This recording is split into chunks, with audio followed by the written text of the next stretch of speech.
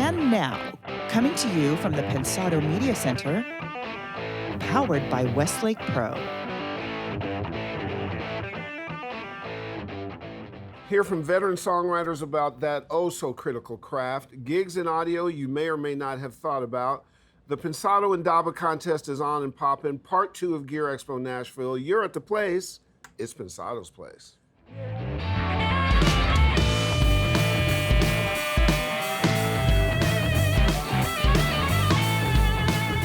Hey guys, thanks for having us into your home or your device or wherever you watch. We truly hope you're well. As we tape this, it's a historic election day here in the U.S. By the time you watch this, results will be in and our democracy moves forward. Also to our forward-thinking partners, the Blackbird Academy, Vintage King, DTS, Avid, Lander, Fab Factory, Recording Connection, and Studio 202 DC. Big shout out to all of you from all of us. Now, we're calling all the talented producers and engineers and remixer types who want to take a crack at the big leagues. Here is your chance. You want to hit a home run, win some stuff, get your stuff evaluated by the Master Blaster over here. Yes. Come on the show and have your career have an opportunity to blow up. This is what you want to do.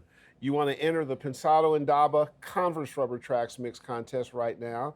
Do not delay. This is going to be a super, super, super hot one. The band you met last week, Jesus on the Main Line, a bunch of cool guys up in Brooklyn doing this really kind of cool collective thing. The track is called Always With Me. Now pay attention. Here are the details. The contest started November 1st and is open for submissions until November 29th, a whole month. Voting will take place from November 29th to December 13th, which means we will announce right after Christmas on December 27th. So you got plenty of time to get in it, plenty of time for us to evaluate it, plenty of opportunity for you to win. And to win, how about this haul? Grand prize, a feature on Pensado's Place. That's this little show. A Skype call with Dave himself. That's this little mixer. Yeah. Isotope, Neutron, and Ozone 7. Ooh. The Tascam 2x2 track pack, a really Ooh. cool bundle. Headphones, microphones, interface, really cool stuff. 1-year Lander subscription, Ooh. perpetual license for Audionamics, Ooh. and pro status on Indaba Music. That's the grand Ooh. prize winner. Pretty cool, right? Yeah, am I eligible? Yeah, no, you're not. Second place. I'm gonna do a mix under a fake name. You should. And then, well, I can't do that because I'm judging it. No, but it's okay. Put it under I wonder Chongor if I'd like my mix if I didn't know it was mine. That's a good It'd be question. funny What if I had to evaluate? I did a sent it back mix and you and went, then- this sucks. It could happen, I'm telling you, with my insecurities. Second place, the Tascam TH-MX2 headphones. Oh, those are good. Another 1-year Lander subscription, a perpetual license for Audionamics, and pro status on Indaba Music. And third place, Lander again, perpetual license again from Audionamics, and pro status. You can't lose. You just want to get in it. So what do? You enter right here. See that? Get it. Don't be shy about it. Don't put it off. Go get it and make it. Trust me, people are entering fast because this is a great opportunity.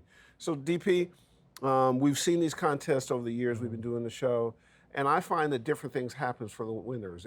If they take the opportunity, even those who enter and get the feedback back, they actually can convert this into some career stuff. Depending on how hard you want to work and your skill set, I think it can be a huge bump and advantage. We've seen it do that already. We have. For me personally, I think one of the great things is to just see where you're at. Yeah. In other words, when I wasn't in LA, I wanted to know, am I good enough? Am I good enough to go to LA? Point. And it's a great opportunity to see how you measure up against the rest of the world, really. And I will tell you the other thing Very about Dave instructive. that is so circumspect.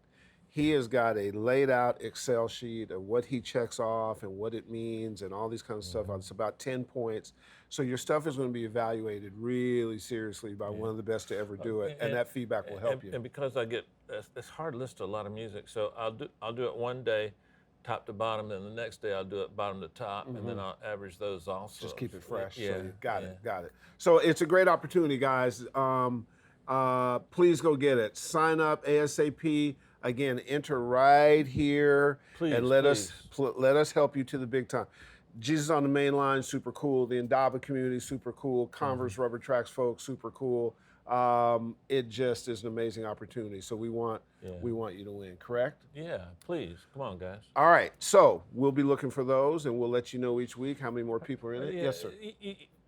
You should just enter. If you're just starting out, it's a good way to see where your weaknesses are. And the site itself, you get a lot of good feedback. It's not a lot of jerks, so you don't have to be like Manny American to enter. You can be a guy just out of school or a guy just starting out. It's very helpful information. I wish I'd have had this when I started. There you go. You heard the impassioned plea from the namesake of the show. He's passionate about this stuff. I had to drive a bunch of people crazy, including Ed, poor guy. but here we are. So last week you had a good time with part 1 of Gear Expo Nashville. Part 2 was interesting. I think you said this last week. So this one will include a part that you really like with the Songwriters panel. Yeah. I mean, what do we do for a living? Mix songs. Right. So you need to understand how songs are created by the writer so that you can know how to amplify, enhance, Absolutely. and make the listener have the experience the original writer had in mind. And what I find interesting is that when you have the caliber of songwriters from Nashville, it almost doesn't matter what the genre is or where it is. Their professionalism is triple grade A, isn't it? Yeah. I mean, those the guys respect they have for the output, process. and it's a high quality per song. Right. Too. So, a lot to be learned. So, in this part 2, the Songwriters panel, you're going to see a quick Meet the Maker featuring Daniel Rowland, one of our cool friends, and he's going to talk to you about their cool technology.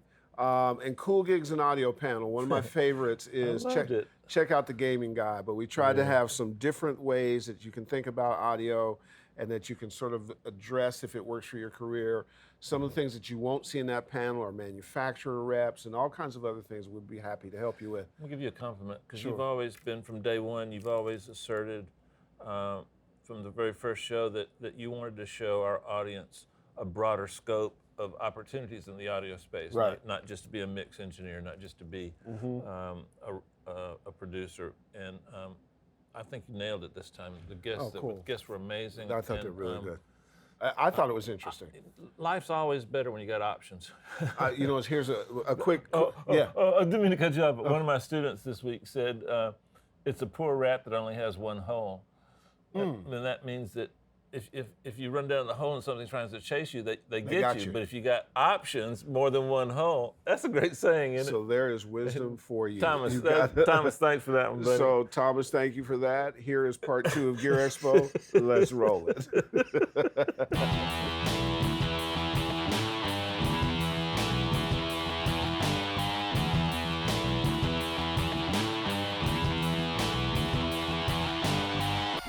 Now think about the array of things here that are not mixing. They're not necessarily, producing records.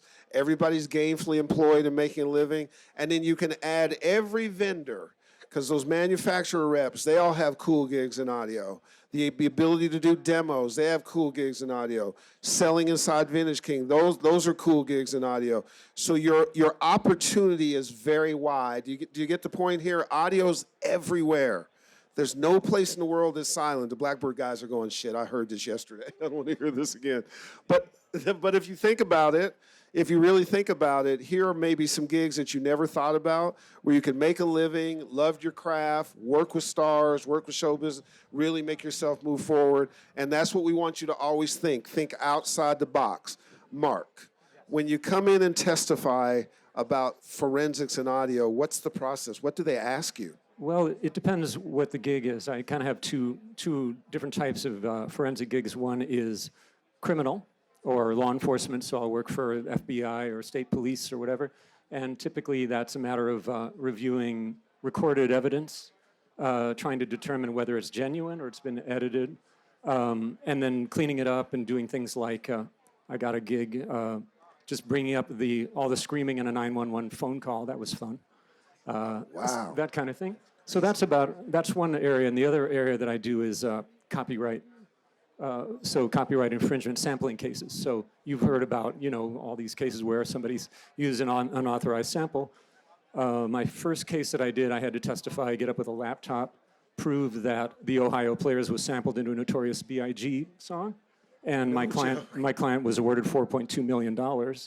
At which point I announced that I charge on a commission basis, but Hell that yes. didn't, for some reason they weren't willing to change the terms. But so it's very interesting work. You know, it's a little bit of Sherlock Holmes. You know, they give you some audio, you have to do analysis, use software, separate things, identify them, do waveform analysis, come up with a lot of impressive-looking charts and stuff that will impress juries, and judges, and be able to then, after you write up a report, be able to defend yourself against hostile attorneys in a attorney's office somewhere when you're being deposed with somebody, you know, a court stenographer typing everything you say. So you have to be able to defend everything that you say, back it up, and then sometimes do the same in a courtroom. So it's very stressful. It's very difficult. And my rate is $275 an hour. So it's kind of worth it. And when I'm on deposition or in a trial, my rate is $375 If I'd have an known hour. that, I wouldn't have gotten a salad. That's what I'm saying. Damn. This is going to be an expensive week for you. Yeah, I didn't mention that to you guys? Yeah, Oh, okay, yeah. So, because I'm behind a mic, so that's $375 an hour. Is that? Think about that. You never would have known that existed. Derek, how does your website work? Yeah, thank you guys so much for putting this thing together and having me. That'smygig.com is an employment website that serves the music industry, whether that's musicians or crew. There are basically two user groups, the employer and the job seeker.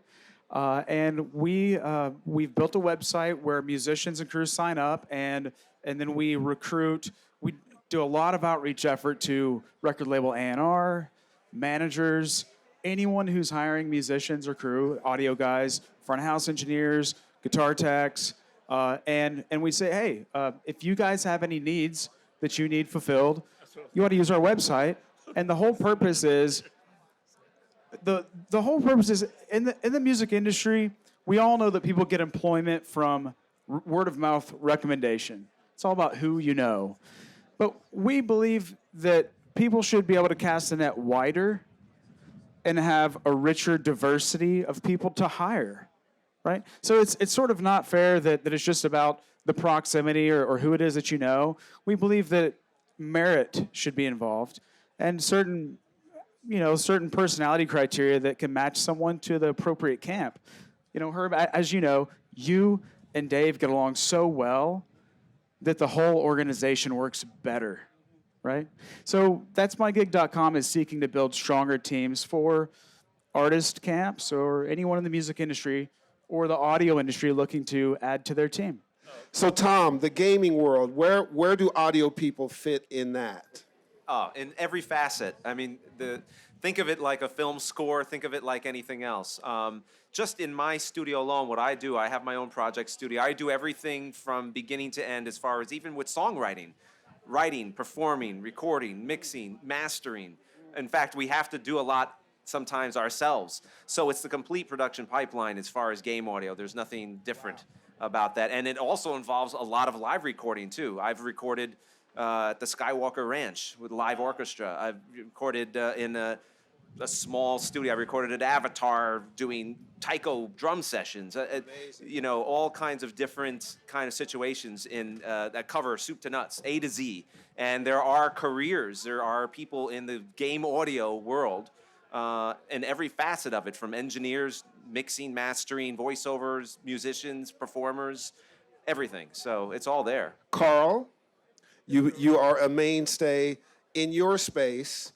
How does somebody in your space, you have to have an audio background and audio love to go into what you do, correct? Describe what you do in that question. I design recording studios and monitor systems. My inspiration was my parents going out in the evening, and my friends would come over and we'd put up the stereo speakers and smoke some really good hash and listen That's to why Led we Zeppelin. love Carl.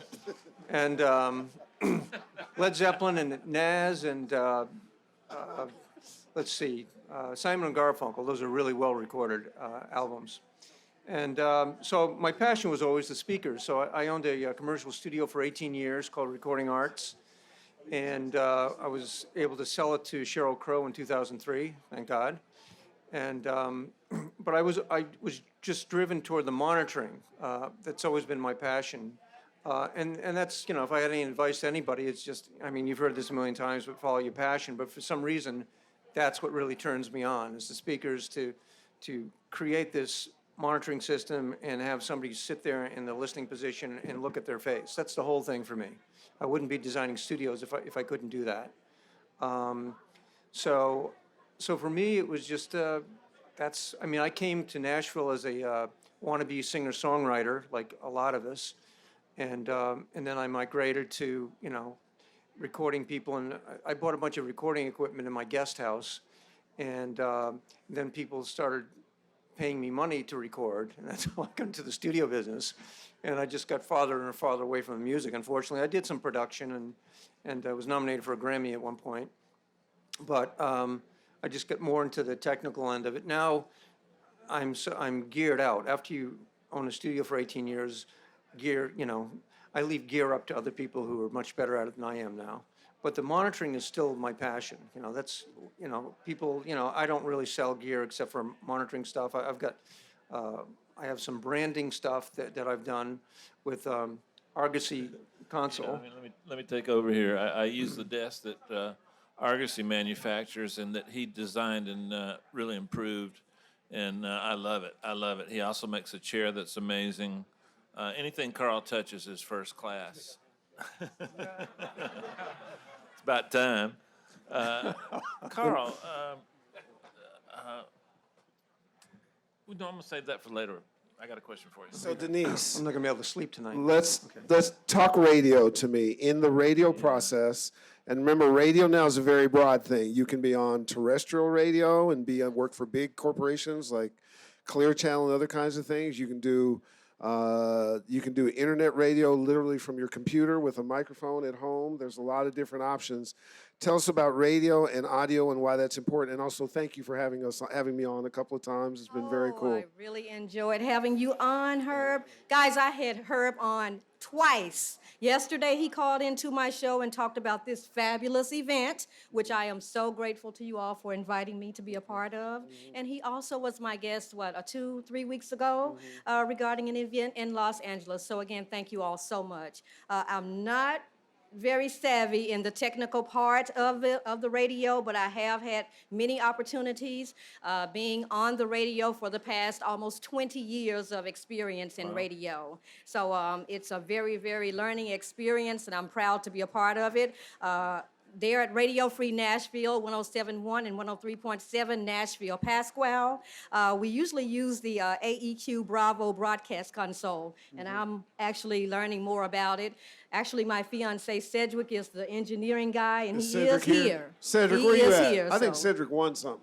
Look at Cedric. He did. Cedric's been creeping There around. he is. So that's the technical guy Okay. for the questions, but just a little information about my radio show, In the Know Radio Magazine Show. And I keep you in the know about entertainment, health, food, fashion, lifestyles, and community affairs.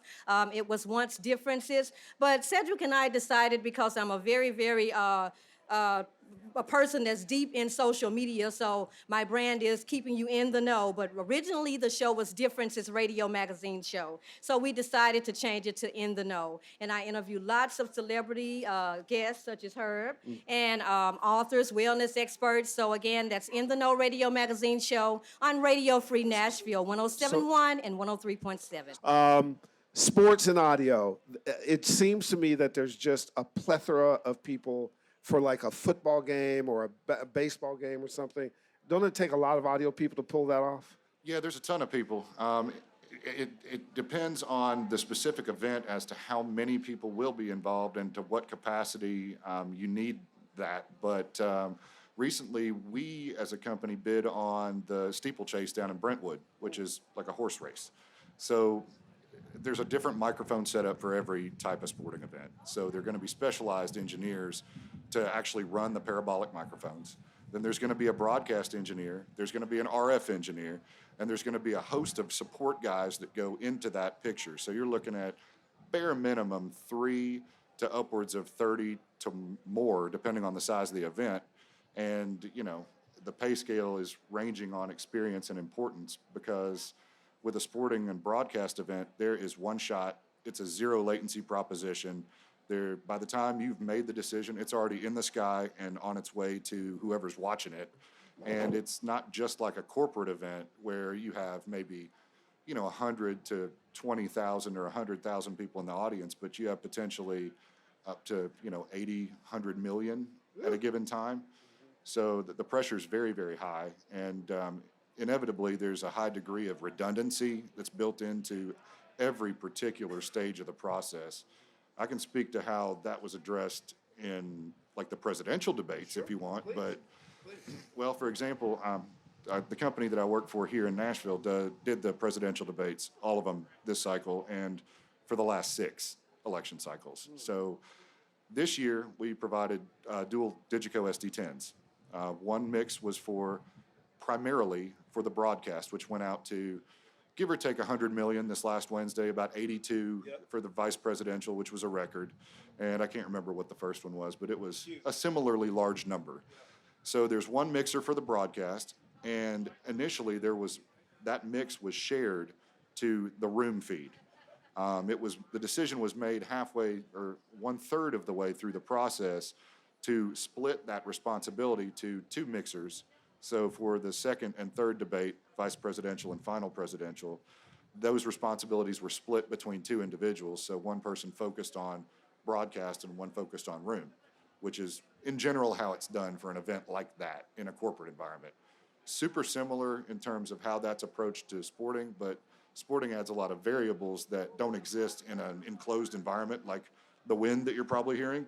That's something that's addressed. So in addition to 2 consoles, 2 dedicated DSP networks that were, in this case, waves-based in addition to what's on the desk, there were also hardware and software versions of the Dugan Auto Mixer. And in addition to that, there's a guy there that's responsible for every mic's fidelity and how it's presented both to the broadcast feed and to the room itself. Because if the room stinks and the presenters can't hear, doesn't matter what you're talking about. Yeah, amazing stuff. So how sexy is that? You're working for ESPN, you're flying all over the place, you get these great seats at games, hang out, make about $100,000 a year or more. That ain't so bad. There's some folks up here who are not in sports going, maybe I should switch my shit over and go do that. But the point is, and I'll be redundant about it, is the universe is rather large. Joseph, when you came on our show, just the notion of what it required, the process to get Pitch Perfect obviously is about an a cappella group singing, so audio was really important. Just describe the enormity of your job. My job, when I was sitting here listening to all this, thinking about how many people are actually employed on the film and sound, besides myself.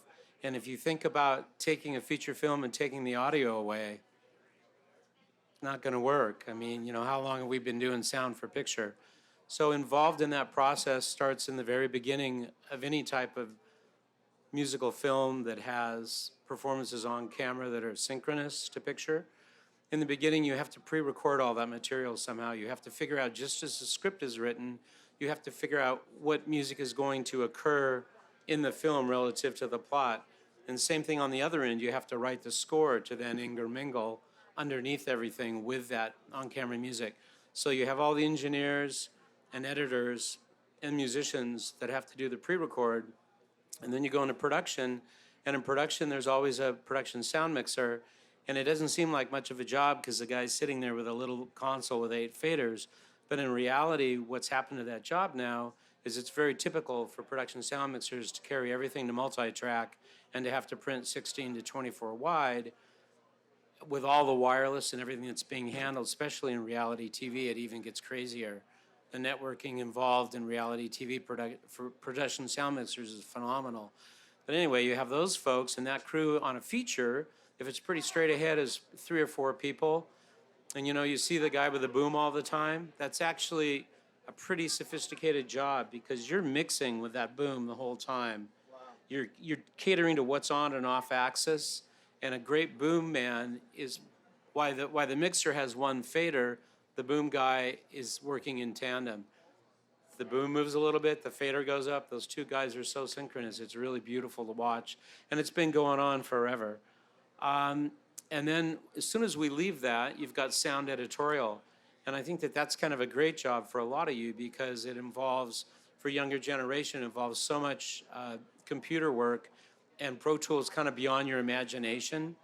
The redundancy with, if you, for example, a dialogue editor, they are carrying every single take of dialogue through the entire shooting process, and they are carrying multiple versions of ADR fixes after the fact, and they're responsible at any time. A director will say, give me the from Tuesday at 10 o'clock. When she said it, I think it was take 3. And you're going, oh my God, the director's got a better memory than I do. And in reality, I have to find that and I have to drop it into the middle of ADR. Anyway, in the same team, you have sound designers, all the effects. Effects can go to the dubbing stage now, as broad as 200 or 300 tracks wide. And then you get into our music team that's working in post also, which can vary on the reality of the film, whether it's on camera or just score. But numerous music editors, recording mixers for song and score. So I don't know, lots of jobs, guys. Now, Joseph, you just recently moved here from LA. And I was involved a little bit in helping him meet a lawyer here. And Joseph, within about a month or 2 months of being here, found that there were real opportunities here for your particular craft. So I wondered, from your perspective and from Tom's perspective, is there a place that you need to be for your particular skill set? Do you have to be in one city or another, or what do you think? That's a great question, asked a lot. Games are a little different than film and TV. If you want to be a successful film composer, your best bet is to be in LA. It's as simple as that. There are outliers, of course, but you don't want to bet your whole career on being the exception to the rule. In games, it's kind of like that, but not as much. For example, I've made my career living in the Northeast in Connecticut. And the reason is because, one, I network a lot. I travel and I meet people. And two, my client base is really international. In the games business, it's not so much like the director comes to your house and sits and watches you spot, or, you kind of talk. It's not as much as that. There's a lot more, remote in that regard. So you can make a career in video games not being in the middle of LA or in some other hot spot. That being said, if you had a choice, and if I had the choice starting over again, there's no disadvantage to being in LA or being in that, not at all, especially because there's so much crossover, in film and TV. But there also is a budding TV post-production industry in New York as well. It's on its way up. So anyway, but I've pretty much always been the exception to the rule, and it's good to know that you don't have to just be in this one area to make a successful career of it. Joseph, what are you finding? Interestingly enough, I fly on Tuesday to go back to LA to work for Riot Games while I'm here, and actually I get the call while I'm here. And one of the things I've found from the wisdom of others, actually, is there's a lot of people that are in Nashville that are getting called to go to New York and to go to Los Angeles. One of my main reasons for coming here, though, is the fact that the scoring situation for feature film is declining in Los Angeles drastically. The musicians are barely able to work, and that's because of the buyout situation. And they're I'm starting a project in January, and we will be doing all of our music recording in Nashville. And that's because of the flexibility of the players here and us doing non-union work with a buyout with the players.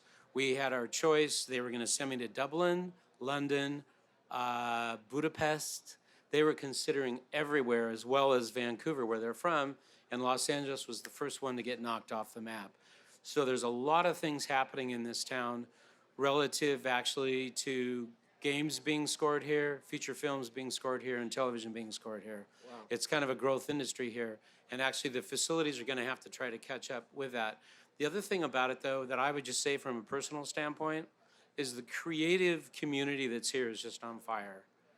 And I started to feel that wane a little bit in Los Angeles. And that doesn't mean that I'm not going back to LA to work and I'm not going to do what I can do there. But the amount of musicians that are happening here and the songs that are getting written, the amount of studios that are functioning every day really gives me a lot of hope for our industry on the whole.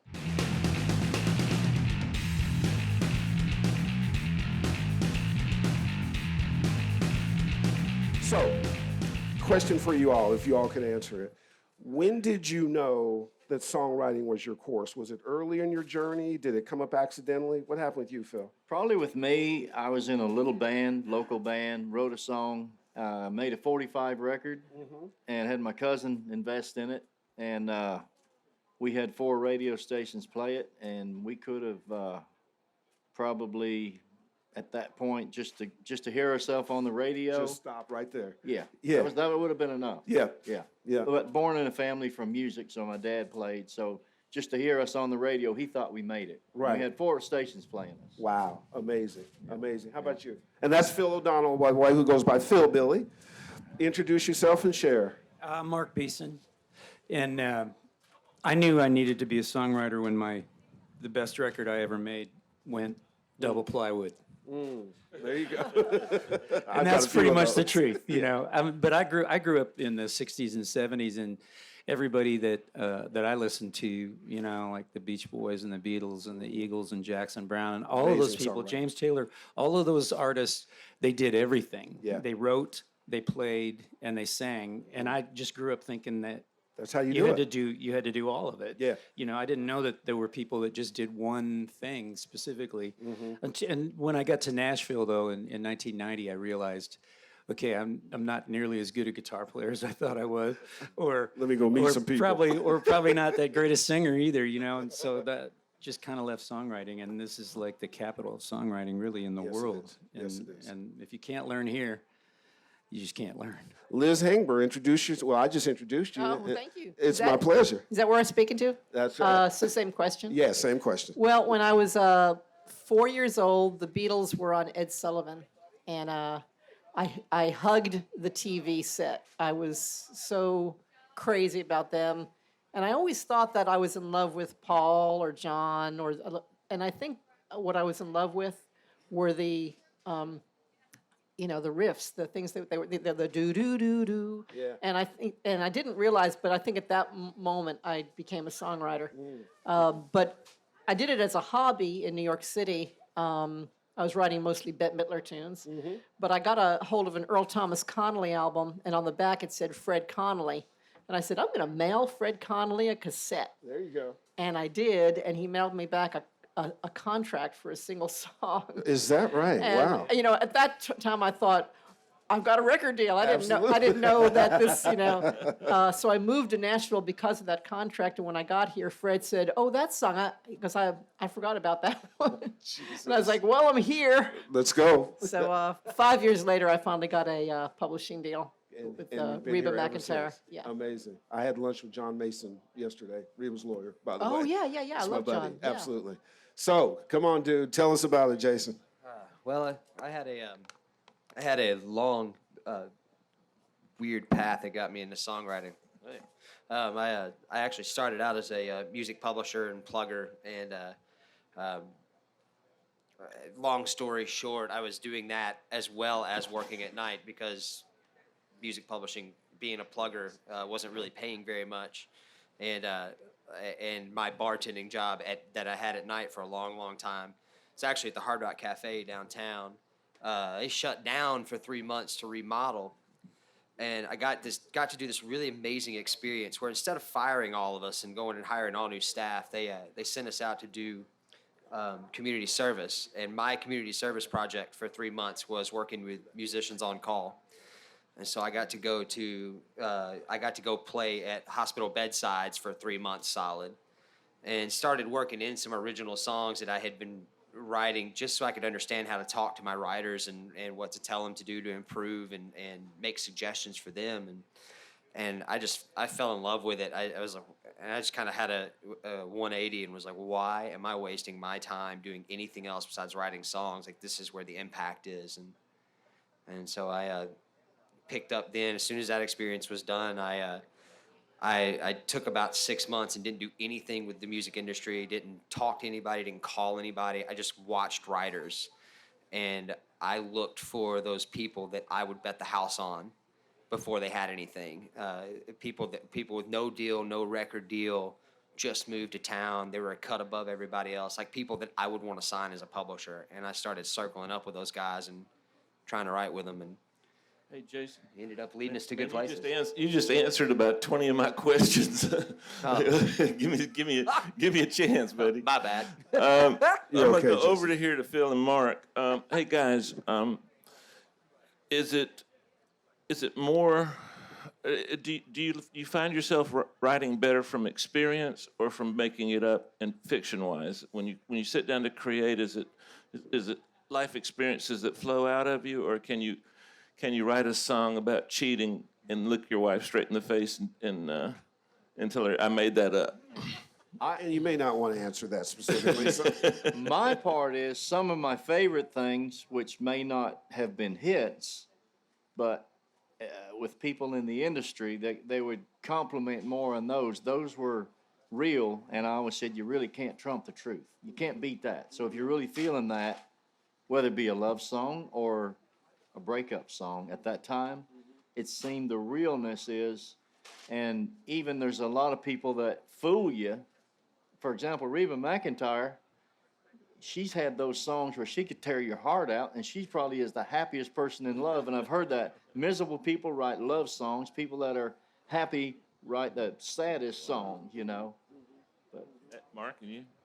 Well, I think Phil hit it, you know, I mean, and after so many years writing and trying all different ways to write a song, it always comes down to writing something that's true, because that's what people recognize. People can tell the difference between bullshit, something contrived, and something that's real, whether it's somebody, even the way somebody plays an instrument, you know. There's a truth in real artistry, I think, and getting a song recorded by somebody that didn't write the song, which is pretty much the way I have to write. I got to write something that hits them on some level that they can relate to, or they think that the people that they sing for are going to relate to. And it can't be contrived. It has to be real, and just writing the truth. Jason, man, you said a couple of things that just really struck home to me. Is it harder? Big fan, by the way. Is it harder to write for an artist, or just write for yourself and hope that an artist records it? And you too, Liz. Well, is it harder? Yes and no, but it kind of ties to what they were saying. So you spend a lot of time making stuff up to learn how to tell the truth in a really effective way. Yeah. And once you kind of unlock that, I think you start to learn to tell other people's truths too. When you sit down to write, do you say, okay, I'm going to write this one for Keith Urban, or is it better to write one for yourself? I'll tell you, man, some people are really good at doing that. Some people are really good at looking down the pitch sheet and going, oh, look, Eric Church is looking. Let's write Eric Church. And every time I sit down to do that, I write exactly what they've already got. And that just, it messes with my head to listen to what they've already done and everything. I'd rather go in and write the best song that can be written that day. Liz? Well, it's a two-part question. I mean, for me, because I spent so many years working for Reba McEntire, that when she's, for me, it works. I mean, when she's cutting, I don't write anything else, because why? You know, I've got direct access. But it's funny because on this last go around, I did get one song on there, but there was 5 that fell off, and my heart was broken. And me and my co-writer Alex Klein, we wrote. We thought it was a shoo-in for Reba, and she didn't cut it. And so in our depression, we went to a writing appointment, and we said, we don't want to write for anybody today. We just want to have fun. And that's my song currently out by Ronnie Dunn right now. Cool. So, you know, it just shows you when you're just having fun. And So you're saying that from your experience, and Josh too, from both your experience, it's just better to write? No, I'm not saying that. I'm saying both. You got to Okay. do both. You got to, you know, I like to target. I call it target writing. Uh-huh. But then you have to spend a day where you say, okay, well today not target writing, just going to have complete fun. I think you got to have a lot of tricks in your bag, and as a songwriter, and I think one of the tricks is target writing, and then also don't forget to have fun. So what advice to young songwriters coming up, or even people who need to have songs in their life? Let's start with young songwriters. What advice would you guys give them? I would firmly say, be here. You cannot do it if you're not here. I don't think you can. I think you have to be here, be in the thick of it. I'm a stonemason, tile layer, concrete finisher. And I did that for about, well, my first time I came was 83. Found out in about a week I wasn't as good as my mother and my girlfriend thought I was. So I went and worked on it for 10 years, coming back regular. And then I moved here in 93, and my first hit was '04. So 11 years I finished concrete and everything. But just your work ethic, if you want it this bad, you will get your butt out of bed at 4 o'clock in the morning, work 3 or 4 hours, concrete or flipping burgers or waiting tables, bartending, whatever you got to do to work around where you can write to keep you here while you figure this out. But give it 4 to 7 years. It took me 11, but it takes me an hour and a half to watch 60 minutes. So it's going to take some people a little longer. I just have work ethic, keep working. There's a song title. So. Mark? God, Phil, you're a hard act to follow, man. Telling you, man, that's so classic. You're one of the funniest guys I know. Man, I think that you can just kind of throw rules out the door as a songwriter and remember that the only thing that you control is what happens in the room when you write it. Everything outside of it, if you're thinking, well, if I just get a hit, I'll be happy, or if I just get a publishing deal, I'll be happy. All of that stuff is out of your control. It's the only thing that you can control is the quality of song that you write. And I know there's a bunch of people here who are engineers and studio guys, and I'm just, everything starts with a song, you guys. And even if you don't want to be a songwriter, it's really important to respect the art of it because it's the foundation of everything, and it's the least respected part of the business. So the future as it exists now, the business is changing, right? It's changed a lot since we started. Give us your take as you look into the future, how you see it and what goes on.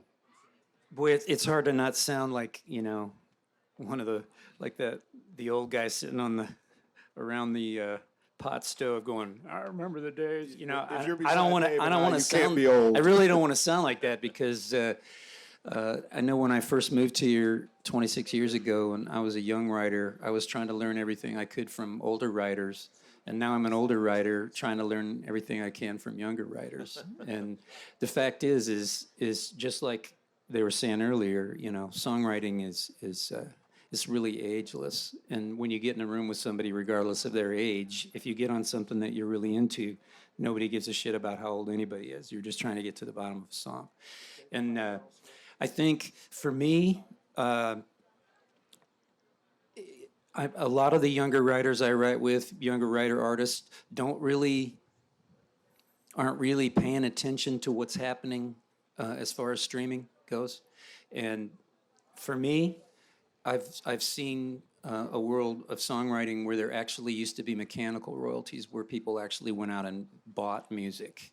They bought CDs or they bought albums. And that used to be half of a songwriter's income. And that income is gone. It is gone. And so now, if you get a single, that's the only way that you can make any money as a songwriter. I mean, I have a song on Garth Brooks' last record. It wasn't a single. I had a song on Lady Antebellum's record. It wasn't a single. Basically, those are vanity cuts because I make nothing on having those cuts. The only thing that's paying any songwriters now is terrestrial radio. If you get on regular radio, car radio, that's the only thing that's paying. And I had a #1 a couple of years ago with Billy Currington, and the very first quarter I got paid, he had 6 million plays, 6 million streams on Pandora. I got $129. Spotify, I got, for the same amount of spins, I got about $150. YouTube, it was 1 million plays on YouTube in one quarter, and I got $10.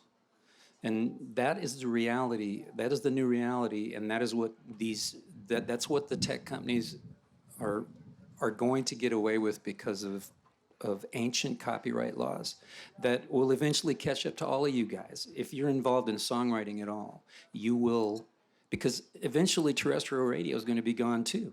And it's all going to be digital, and it's all going to be streaming and everything like that. And eventually some of that has to change. And y'all's generation are going to have to take ownership of that because that is the future for you. all of you, whatever it is you are in music. And it's important to protect the songwriters, whether you're a writer or not, because it's the basis of the music business. And the music business plan of the streaming companies is so short-sighted. They're not seeing that okay, in the year 2000, there were 3,000 songwriters in this town making some kind of a living. And now there's about 350. So it's been like a 90% drop in professional songwriters in this town, and it's happened underneath, and everybody's seen it happen, and nobody's done a damn thing about it. And it's going to eventually come back to bite everybody in the ass, because you have to be able to make some kind of a living if you're going to do this as a professional. And that's beyond the hard work you have to do to be the best at what you do, and that's what you have to be. You have to be the best at what you do, and strive to be the best, and you have to be able, but you can't, for the most part, you can't work 3 jobs and try and be the best guitar player or the best engineer or the best songwriter. At some point, you reach a level where you have to make some kind of living at it so that you can be proficient as hell at it. So I don't mean to sound like doom and gloom. I'm just saying that it's not going to be guys like Phil and me at our age that are going to be able to change things. It's going to be you guys. Somebody's going to have to hold these people accountable at some point. Great information. I don't mean to sound like a downer. No. I just we need this information, Mark. We need this feel like information. Good job, Mark. Liz, where do you see the future going? Well, I want to expand just a little bit on and we need you. Yeah, exactly. We need you guys to be aware, or the non-performing American songwriter will cease to exist. I don't sing. I hardly even sing in the shower because the dog starts howling when I do. And I don't sell T-shirts at concerts. Just to make it a real. I had a song and it wasn't a hit, but it was Reba's last single, and it was streamed 850,000 times, and my check was for $48. And if I had just made a penny, just a penny, that'd be $8,000. If I made half a penny, I guess that'd be $4. But $48. So we just need to you need to be aware and be a champion for songwriters. And when you see somebody that says, I'm going to download this illegally, I'm going to get this, I'm going to just take the song because why should I pay for music? It's my right? It's, it's free, it's for the people. No, it's not for the people, it's a job. I don't go to the Gap and just grab jeans. There are some people that have said that music should be for the people, and they've written books, and I want to say, well, should I just grab a free copy of your book then? Don't mean to sound like crotchety, and don't mean to sound, we're not jaded, because streaming, I love streaming's here to stay, and it's great. We just need to get paid. Don't think that we're saying that we want to go back to the old days when people went to, Tower Records and bought, CDs. Those days are done. So the American songwriter just needs to be protected. From my chair, it's a solvable problem, but we've got to put the pressure on the gatekeepers to solve the problem. So it can be solved, and we just, as a collective group of creative people, need to stand by these guys up here and give them support and make sure that we contribute to getting this problem solved. Josh, take us home. I feel like the original question was something different than we got off. And what was the original question again? Sorry. Jason. You keep calling him Josh. The original question is future of the business and what's your profile and how it looks. For the future of the business. Yeah, as a songwriter. Oh, good. And that's his response. Well, no, I was trying to. These guys down here are way smarter at all that stuff. They're out there trying to make all the changes and everything, man. This is just the music business that I came along in. So while I think it's important to be fighting for it, I think that you can't stop creating, and you can't stop moving forward and learning and becoming good at everything you can become good at. I think now the focus, along with that copyright fight that's going on right now, I think what you can do for yourself is realize that fight's happening, but also spend your energy figuring out how to up your game in every realm you can, because as the pie becomes more one stop. You've got guys sitting out in the crowd right here. Some people I'm really big fans of, man. They came to town writing songs, and then they picked up Logic, and then they picked up Pro Tools, and they started out not being able to do it. and now they're producing hit records, and so they've got themselves tied in to having a little tiny piece of everything that's there. So that becomes the game now as a songwriter, is to figure out how to tie yourself into everything and how to create more opportunities for yourself. And I think that's just what needs. That's what you have to focus on. You can't. I had a boss. My first internship in town. There was a guy named Jeff Lecision here in town. Best advice I've ever gotten. I have followed it to the letter. I have literally walked out of rooms when it's happened.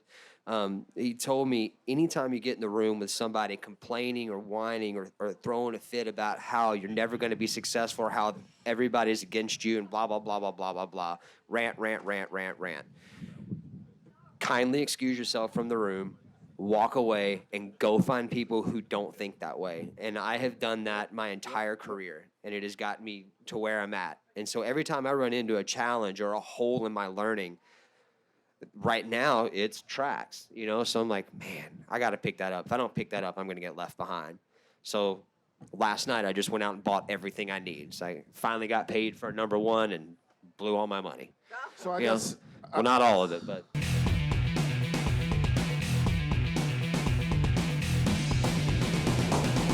One of the things that happens with the show is we often get informed of technology ahead of mass consumption.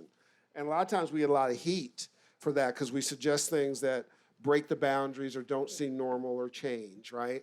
So we've had a couple circumstances over the last couple of years of folks who do mastering online and algorithms. And let me just say this to you.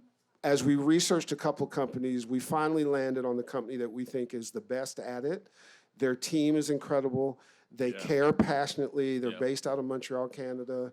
And they're all over the place making sure they bring this stuff to you. Now, here's what we did. Instead of just talking about it because we had the theory, Dave uses it. So we have mastered serious records. And in fact, we are mastering a Stevie Wonder record next week using it, which Stevie really is happy about. And that company's called Lander. So meet Daniel Rowland from Lander. Hey, what's up, everybody? Daniel, give us the short version of what you guys are doing and why it works for these folks. Well, man, it's just using, the same technology that self-driving cars use and Facebook face recognition and all that stuff and just applying it to music technology. And, there's several companies doing it. We've been doing it the longest. And again, if a car can drive itself, there's no reason we can't master a 4-minute rock song pretty relatively easily. Like any technology, it's in development. It's always getting better. We've got a team of 60 or 70 people in Montreal working on this. So it's not just a couple of people and a robot in the sky. It's a whole team of... Yeah, and now it's 75, I believe. And I have a team of 10 mastering engineers who train it, so it's a legit thing. And if it's something, if you haven't tried it, check it out. And if you tried it a year ago like I did and I thought it was okay, it's 100% better now because it's under development, like every piece of software is. So super cool. Part of the algorithm they use has some AI, artificial intelligence, so it's constantly learning and getting smarter and getting better, which I think is amazing. Yeah, it's really interesting. We have people training it, and then it learns itself based upon, analyzing hundreds of thousands of songs in a similar genre to whatever you would send it. So pretty cool technology, and it's something you'll see more and more, How can they discover it? Where should they go to? Is there a website? That is a great question, Hey, my pleasure. Right. That's what I do for a living. It's Lander. It's Landr, so without an E. Left and right is what it actually stands for, .com. And there's a free trial. Check it out, And if you have any questions, hit us up over support. I'd be glad I to have a answer. question. Please. Sometimes when I'm trying to put something on SoundCloud real quickly, how do you guys interface with SoundCloud? Yeah, now we have a direct upload to SoundCloud. So we have a partnership with them so you can share directly through Lander to SoundCloud. saves It's super time. convenient. That's cool. Yeah, absolutely, man. Give a round of applause to Daniel Rowland from Lander, who, by the way, also teaches at MTSU, lives down here, lives in L.A. He's a Tennessee boy. So thank you, Daniel. Good stuff. Another Gear Expo down. It's as fun to us and as instructive to us as I hope it is to them. We always maintain that this is each event is different, and it's like your parents say about their children. They love them all equally, but different. Right. And this is a special child. Great vendors were there. I had a great time hanging with them. Yeah. And then Herb and I talk all the time about getting to see you guys that watch the show. We know some of you because of your emails and some of your Facebook posts. But seeing you in person, it means a Makes lot to all us. the and difference in we the had a world. great time. We did. And I'd like the audience to give Herb a standing ovation for the hard work and effort he pulled this thing together with. There's no audience here. So the sound you're not hearing as audio Cindy, people. stand up, give him an applause. Our makeup person is There standing. you Thank go. you. You know, there's an old show called Laugh In where you heard one person Buddy, clapping. I know the inside, and as always, Good stuff. oh, great stuff. You're a genius, and we all owe you a big thank you for putting something together that we learned, we had fun, we saw friends. Yeah, we did. ate, So and, the moral of Dave's story, if I can, and until you guys can get out of here, is it's a team thing. Dave's contribution is just as big as mine. Chongor's, Cam's, our co-producers on the ground there, Chevy Shovlin and Stephanie Spitfire Willis, huge. Vintage Kings, huge. Lisa and Robbie, major. So the camp, get yourself in a camp, enjoy it. It's a family. Remember, you're part of our family. It's a great thing. And next week, we got some smoking episodes coming to you. Enter the contest. Can I say, look for us at a town near you? Yeah. we're traveling again. We're right? going to announce something probably first week in December for you Midwesterners and East Coasters. We'll be back to you soon. So enjoy, enter the contest. We'll see you next Please. week. Bye. Peace.